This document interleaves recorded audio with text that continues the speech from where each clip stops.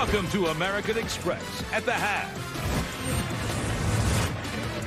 Bones Highland wanted to make sure the Celtics had something to take with him into the locker room for halftime. Knocked this three down at the buzzer. Minnesota with the three-point lead going into the locker room. Then he found the camera. We love that for you. Here's the game you can trust. Presented by American Express. A lot of trust put in the Timberwolves. Without Ant-Man on the court, they have the lead right now. You're pointing right now to VC to what? Points in the paint. Making a difference, for sure. For sure, making a difference in this game. Welcome back into TD Garden. Maria Taylor, the Hall of Famers, Melo, VC, and Tracy McGrady. And listen, we thought it was going to be an uphill battle for the Timberwolves, most certainly in this game with Ant-Man sideline. What have they shown you in the first half that allowed them to have this three-point lead? The ability to stick to it. You know, like I say, they take the first punch. Boston is a very good team. Like I said, they have to figure out how to sustain that first punch, and they did that. Bones Highland said he comes in, he gives energy early, and then he comes in seeing how he can perfect the game or how he could be a factor in the game, and he's done that. He's put his stamp on the game. Bones Highland is a baller. He's a scorer, and you let a guy like that get confidence and feels that he can score at any given time. To add that with Julius Randle, Ayo, now you are in an uphill battle against a team that is extremely confident. You know, Boston goes up 15, and I think they kind of took their feet off the gas a little bit.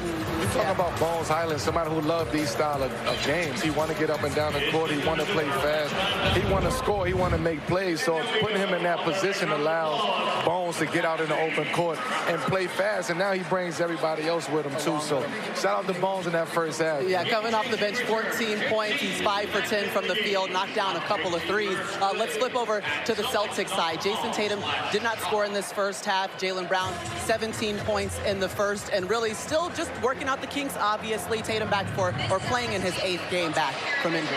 Yeah, they're turning the ball over, but at the same time, I talked about it in the pre-show. It's their ball movement. They share the ball. They play unselfish basketball. I mean, you look at their percentage, it's only 23%, so it's not the greatest, you know, as far as percentage-wise, but at the same time, they're just so unselfish, and if you continue to play this way, regardless of how shots are made, good things happen because you know you're sharing the ball, and the open guy will get the ball.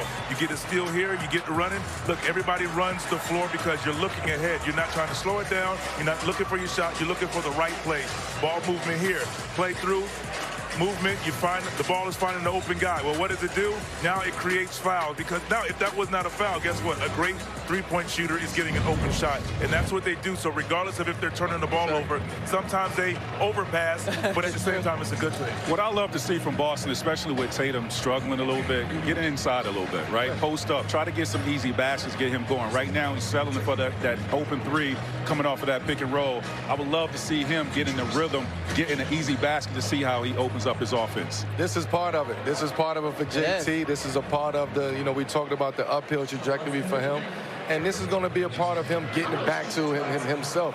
Right now, he's just taking it game by game, half by half, trying to see what he can do, what he can't do, trying to build it back up. But JT, take your time and let them boys go out there and do what they do because they're holding it down. But I like to see JT just moving and really figuring this thing out, because what he came back from is definitely something difficult to kind of come and overcome. 100%. And by the way, he does have the rebounds, 5 rebounds, so he's fighting for the boards, right? You need 3 more for the 8. We'll see what he has for us in the second half. We told you already, JB, 17 points in that first half. He's had at least 30 points in 4 of his last 5 games, so we know he's going to get a bucket for you. Right now, the Timberwolves up by 3.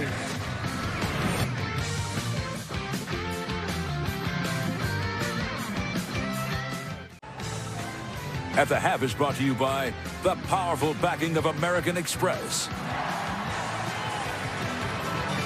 Leprechauns getting it done out here. Listen, the MLB is back on NBC and Peacock, and we're opening the season on Thursday with an opening day doubleheader. It starts off with the Pirates visiting the Mets in New York. Then for the nightcap at 8 Eastern, Shohei Ohtani and the Dodgers begin their quest for a three-peat against Arizona. All right, it's time to take a look at our live same-game parlay on DraftKings Sportsbook. If you weren't with us pregame for Carmelo's SGP, it's not too late to still get on the action. A couple Celtics, they're on pace. Julius Randle, You're going to need him to pick it up. I think JB is on the right track. Yeah. JT is on the right track. Julius, I need you to pick this up. Come on, baby. He gave you a solid 2. He gave me a solid 2. He's averaging 25 points without Ant-Man. We believe. He's good for 18 in the second half. He's good for 18. Yeah, he's going to need it. All right, y'all about to find out if he pulls it off. All I know is Rudy Gobert, he had 4 blocks in the first half, the 4-time Defensive Player of the Year.